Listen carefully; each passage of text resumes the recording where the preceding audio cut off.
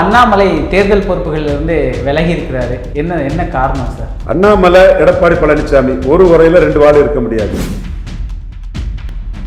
அவர் செல்வாக்கை இழந்துட்டார் அண்ணாமலை. தமிழக பாஜகவின் முகமாட்டு 18 விழுக்காடு வாக்குக்கு ஒரு ஹீரோவா இருக்கிறது அண்ணாமலை தான். அவர் எடப்பாடி அடிக்கிறோடைய அரசியலை தெளிவா பண்ணிட்டாரு. ஜெயிக்க முடியாதுன்னு, இந்த ஓட்டு டிரான்ஸ்பர் ஆகாதுன்னு மோடிக்கு அவர் ரிப்போர்ட் கொடுத்துட்டாரு.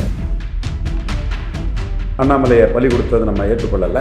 நைனா தலைவருங்கிறது கட்சிக்கு பிளஸ் தாங்கிறத நான் சொல்றேன். நான் இந்த தேர்தலில் போட்டியிடுறதே சந்தேகம்னு சொல்றாரு. இது எப்படி பாப்பாரு மோடி?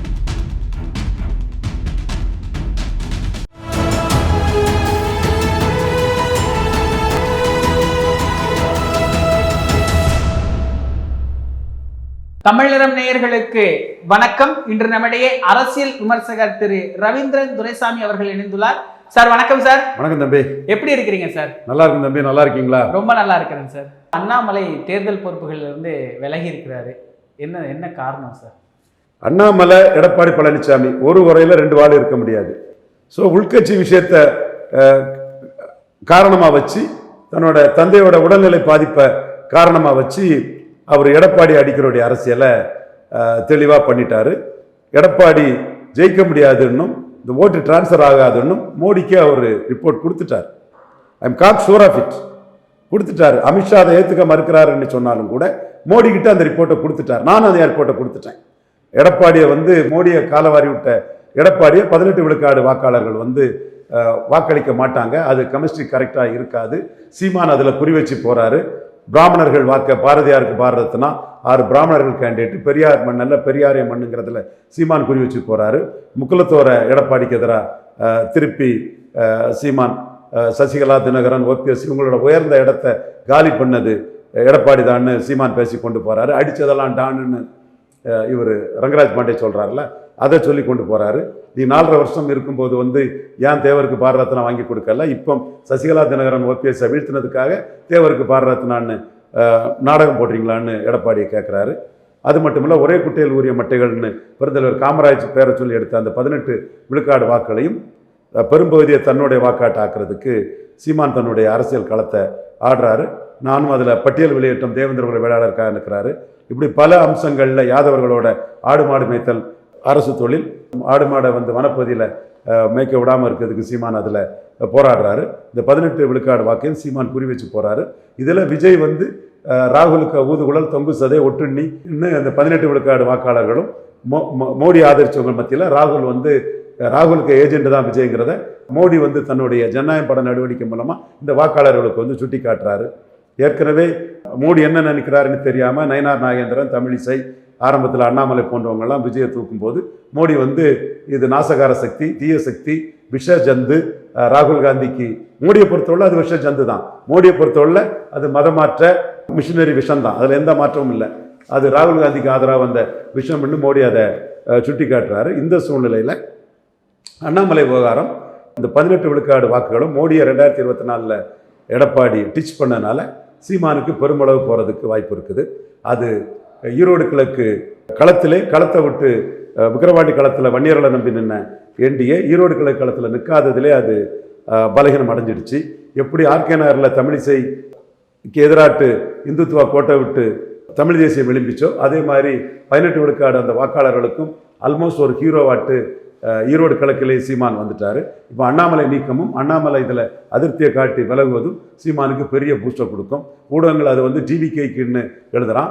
டிவிகேயை ஒரு மதமாற்ற சக்தி, ஒரு மிஷினரி கோஷ்டி, அது ராகுல் காந்திக்கு ஊதுகுழல் தொங்கு சதை ஒட்டுணின்னு மோடி ஜனநாயகம் படத்தை ட்ரீட் பண்ணது மூலமாக, சசிகலா டைப் ட்ரீட்மெண்ட்டை கொடுக்கறது மூலமாக மோடி அந்த வாக்காளர்களுக்கு இது ஆபத்தானவன், நமக்கு எதிரான விஷயங்கிறத மோடி காட்டிகிட்டு இருக்கிறாரு.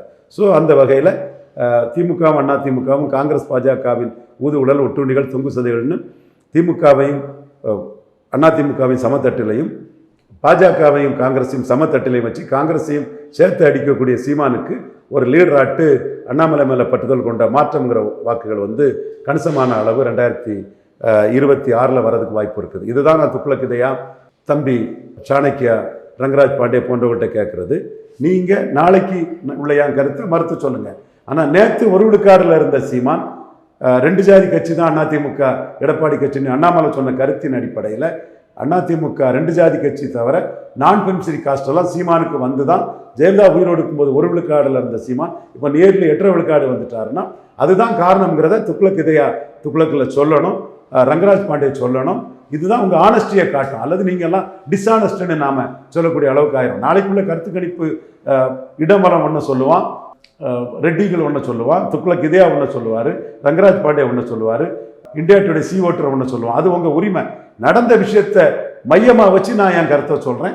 மீண்டும் எடப்பாடி பழனிசாமி தன்னோட நிலைப்பாட்டில் இருந்து மாறினது, விக்கிரவாண்டி ஈரோடு கிழக்கில் நிற்காதது, அண்ணாமலையோட இந்த ஆட்டிடியூட் எல்லாமே இந்த 18 விழுக்காடு வாக்கு எடப்பாடிக்கு டிரான்ஸ்ஃபர் ஆகுதுல பெரிய சிக்கலை கொடுக்கும். சீமான் அதில் உள்ள புகுந்து மீண்டும் எடப்பாடியை பலகீனப்படுத்தி வளருவார்.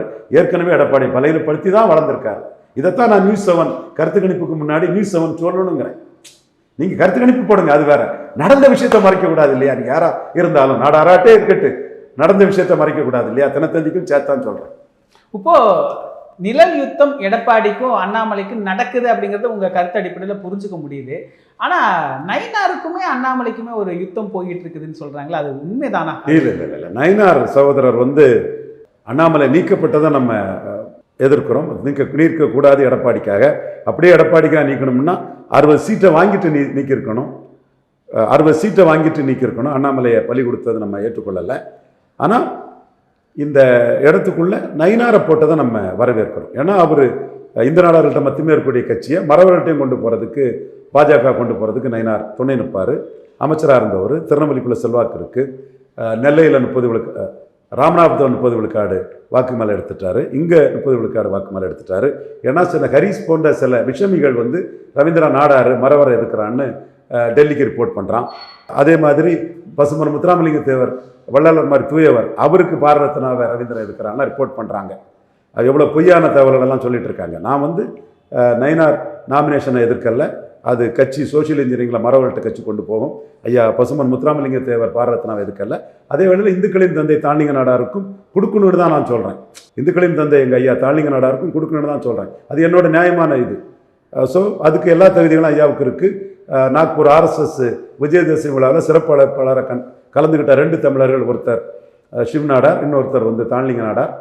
அப்போவே அவர் பால் தாக்கரேயை பார்த்து நீங்கள் தமிழர்கள் தேசபக்தர்கள், அவங்கள எதிர்க்கக்கூடாது, தேச துறைகளை எதிர்க்கணும்லாம் சொன்னார். ஸோ இந்த சப்ஜெக்ட் ஏன் இப்போ எதுக்கு சொல்கிறோம்னு சொன்னால், நயினார் தலைவருங்கிறது கட்சிக்கு ப்ளஸ் தாங்கிறத நான் சொல்கிறேன். இப்போ அண்ணாமலையை மட்டுப்படுத்துகிற ஒரு வேலை தானே சார்? இப்போ 6 தொகுதிகளுக்கு ஒரு பொறுப்பாளர் தான் அண்ணாமலையுடைய தகுதியா? அவருக்கு ஒரு செல்வாக்கு இல்லை, முன்ன மாதிரியெல்லாம் கட்சிக்குள்ளார அண்ணாமலைக்கு செல்வாக்கு இல்லை, ஒரு கோஷ்டி வந்துருச்சு அப்படின்னு நல்லா சொல்கிறாங்களே, அதுதான் நிலவரமா? அவர் செல்வாக்கை இழந்துட்டார் அண்ணாமலை. அண்ணாமலை தான் 18 விழுக்காடு என்டிஏ ஓட்டுக்கும் ஹீரோ. எல்லா இடத்துலையும் அண்ணாமலை வரும்போது கை தட்டுறாப்புல. மந்திரி வந்தானா அண்ணாமலைக்கு என்ன பதவி கொடுக்குறேன்னு கேட்குறான். Annamalai army very strong. இது விஷ்ணு பிரசாத்ன்னு மதுரையில் உள்ள ஒரு தம்பி அண்ணாமலை இதில் தெளிவாக இருக்கிறாரு. களத்தில் சொல்கிறாரு அண்ணாமலை கிட்ட தான் ஓட்டர்ஸ் இருக்காங்கங்கிறத தெளிவாக அந்த தம்பி சொல்கிறாப்புல. ஸோ அண்ணாமலை தான் தமிழக பாஜகவின் முகம்ங்கிறது நான் பலமுறை சொல்லியிருக்கிறேன். காமராஜ் தான் காங்கிரஸ்னு சொல்லும்போது பிரியன் கூட நீ எப்படி காமராஜுடன்லாம் சண்டைக்கு வந்துட்டார். மூப்பனார் தான் காங்கிரஸாக இருந்தார். அதே மாதிரி தொண்டர்களின் தலைவராக அண்ணாமலை தான் இருக்காருங்கிறது 100க்கு 100. இன்னைக்கு மோடிக்கு எழுதின என்னோட மெயிலில் கூட அதை சொல்லிட்டேன். இன்றைக்கி மோடிக்கு எழுதின மெயிலில் கூட நான் சொல்லிட்டேன். அதே மாதிரி அண்ணாமலையிட்டிருந்து நான் டிஃபர் ஆகக்கூடிய விஷயங்களையும் நான் பதிவு பண்ணுறேன். அவர் முதல்ல விஜயை தூக்கி பேசும்போது நான் அதில் அண்ணாமலைகிட்டே டிஃபர் ஆனேன். அவர்கிட்டே பேசிட்டேன்.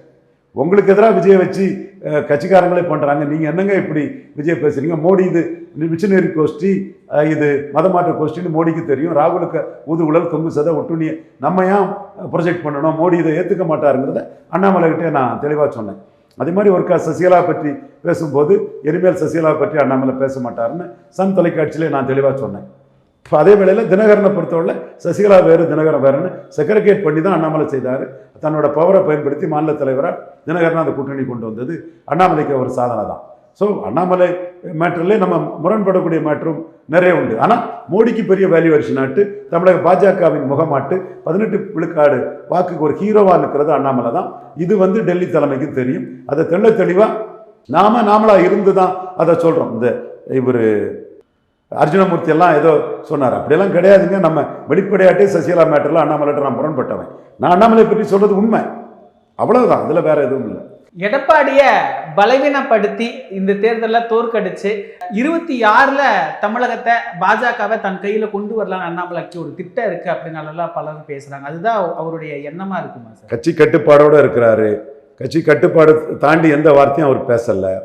விஜய் ஒரு நாசகார சக்தி, ஒரு விஷம், ஒரு மதமாற்ற கோஷ்டி, அந்நிய சதியோட மோடிக்கு எதிராக வந்திருக்க ஒரு சக்திங்கிறத மோடி கிட்ட நாங்கள் தான் என்லைட்டன் பண்ணணும். 8ஆம் தேதி 9ஆம் தேதி படம் ரிலீஸு, 8ஆம் தேதியை நாங்கள் சொல்லிட்டோம் சசிகலா ட்ரீட்மெண்ட்டு தான்னு. அப்போ அந்த இடத்துக்குள்ள மோடி விஜய் ஒரு நாசகார சக்தி விஷம்ங்கிறத புரிஞ்சுக்கிட்டு இந்த நாட்டின் மானத்தை, ஆர்எஸ்எஸின் மானத்தை, இந்துக்களின் மானத்தை, பாஜகவின் மானத்தை காப்பாற்றின மோடியை ஒரு கொள்கை எதிரின்னு சொல்லக்கூடிய ஒருத்தர், கட்சிக்குள்ள வந்து வாக்கை நிரூபிக்கிறதுக்கு முன்னாடி சொல்லக்கூடிய ஒருத்தர், ராகுல் காந்தியின் தொங்கு சதையா, ஒட்டுண்ணியா, ஊதுகுழலா இருக்கக்கூடிய ஒருத்தரை இன்னைக்கு அண்ணாமலை தான் தூக்கி போட்டு அடிக்கிறாரு. இன்ஜினே இல்லை, நீ என்ன பெரிய இன்ஜினை பற்றி பேசுறதுன்னு. ஸோ போல்டா விஜய் இன்னைக்கு அடிக்கக்கூடிய அரசியலை மோடிக்காக அண்ணாமலை தான் செய்கிறாருன்னு சொன்னால், மோடிக்கு என்ன ஓட்டம் எதுவோ அதை அண்ணாமலை வெளிப்படுத்துறதான் நான் கருதுறேன். நம்மளும் மோடிக்கு எது நன்மையோ அதைத்தான் நம்ம வெளிப்படையாக சொல்லுவோம். எங்கேயோ மூடி மறைச்சி அதெல்லாம் கிடையாது. மோடிக்கு எது நன்மையோ அதை வெளிப்படையாக சொன்னோம். நீ ஏற்றுக்கலன்னா போ, என்ன வேணாலும் சொல்லிட்டு போ, we don't bother about that. அந்த அடிப்படையில் தான் நம்ம இன்னைக்கு அண்ணாமலையோட இந்த கருத்தும், விஜய் அண்ணாமலை இன்னைக்கு கடுமையாக விமர்சனம் பண்ணுறதும், மோடிக்கு எண்ண ஓட்டத்தை புரிஞ்சு செயல்படுறாரு அண்ணாமலை. மற்ற சகோதரர்களும் பாஜகவில் செயல்பட ஆரம்பிப்பாங்கன்னு நான் கருதுறேன். பாண்டே போன்றவங்கலாம் வியாபாரிங்க. அவங்களுக்கு மோடிக்கு என்ன ஓட்டமோ, தேச துரோகம் கும்பலோட சேர்ந்து விஜய் வாராரு, மோடியை கொள்கை எதிரின்னு சொல்கிறாங்கலாம், இவங்களுக்கு கொஞ்சம் கூட உரைக்காது. எரும மாட்டில் மழை பெஞ்ச மாதிரி தான் பாண்டே போன்றவங்களுக்குலாம். நம்ம அப்படி இல்லை. மோடி நாட்டின் மானத்தை காப்பாற்றினவர், ஆர்எஸ்எஸின் மானத்தை காப்பாற்றினவர், 3வது முறை இத்தாலி கத்தோலிக் சோனியா கிட்ட நாடு போகிறதை தடுத்தவர். நம்ம இப்படி அதை பார்த்துட்டு இருக்க முடியும். ஸோ பாண்டேக்கும் நமக்கும் we are the protector of Indian religion. Pandey போன்ற வியாபாரிகளுக்கும் நமக்கு அதில் பெரிய வித்தியாசம் இருக்கு.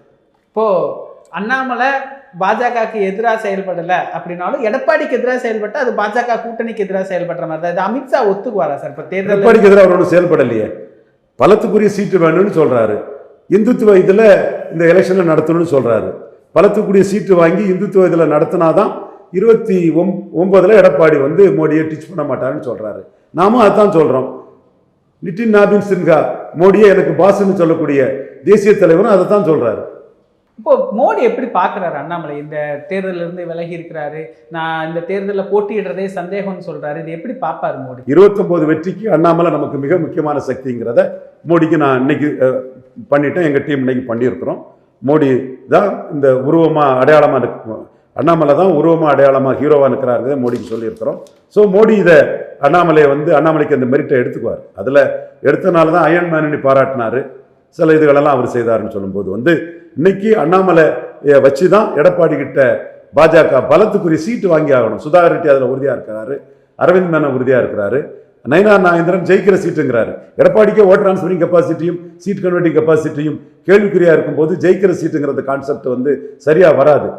பலத்தை நிரூபிச்சாதான். நீங்கள் வந்து 2.7 விழுக்காடு பலத்தை 2021 எடுத்தனால தான் 24 கலத்தி விட்டுட்டாரு. அப்போ பாஜக ஒரு 8 விழுக்காடு வாக்கு எடுத்தாதான் பாஜகவுக்கு 29ல் மதிப்பு மரியாதையும் இருக்கும். மோடிக்கு பல திட்டங்கள், நாங்கள் சொல்லக்கூடிய பல திட்டங்கள் 29ல் கனிஞ்சு வர்றதுக்கு பாஜக வந்து நாம் சொன்ன மாதிரி ஒரு 50 சீட்டுக்கு மேலேயாது 2 ரெட்டலைக்கு ஒரு தாமரங்கள் லெவலில் ஒரு கணிசமான ஒரு உருவமுள்ள சீட்டை பெற்றாதான் கரெக்டாக இருக்கும். அதுக்கு அண்ணாமலை தெளிவாக இருக்காரு. மோடி கிட்ட பிஎம்ஓ கிட்ட அந்த ரிப்போர்ட்டை தான் கொடுத்துருக்கிறாரு. கல்யாண்ராமன்ஜி இது கட்சி நன்மைக்காக தான் நான் சொல்கிறேன், தம்பி என்ன வேணாலும் என் சொல்லிட்டு போகிறான், என் தம்பி ஆர்எஸ்எஸ்ல உரிமை உணர்வுள்ளவன் தான். பட் நம்ம இந்த இடத்துக்குள்ள எடப்பாடி கிட்ட 24 ஏமாந்த மாதிரி 29 மோடி ஏமாந்துடக்கூடாதுங்கள நாம இருக்கிறோம். நிகழ்கால அரசியல் குறித்து பல தகவல்களை பகிர்ந்து கொண்டதுக்கு நன்றிங்க. நன்றி. இதே போன்று நிகழ்கால அரசியலின் சாரம்சங்களை அரசியல் ஆளுமைகளின் நேர்காணல் வழியே தொடர்ந்து காண தமிழ் நிறம் வலையொலியை சப்ஸ்கிரைப் செய்யுங்கள். தங்களின் மேலான கருத்துக்களை கருத்துளை பெட்டியில் பதிவிடுங்கள். நன்றி, வணக்கம். உலக தமிழர்களுக்கு வணக்கம். நான் ரவீந்திரன் துரைசாமி. தமிழ்நிறம் வலையொலியில் தொடர்ந்து பேசி வருகிறேன். தமிழ்நிறம் வலையொலி தமிழர்களின் உயர்வுக்கும் தமிழரின் பெருமைகளை மீட்டெடுப்பதற்கும் பெரும் பணி ஆற்றி வருகிறது. தமிழ்நிறம் வலையொலியை பாருங்கள், அதனை சப்ஸ்கிரைப் பண்ணுங்கள். நன்றி, வணக்கம்.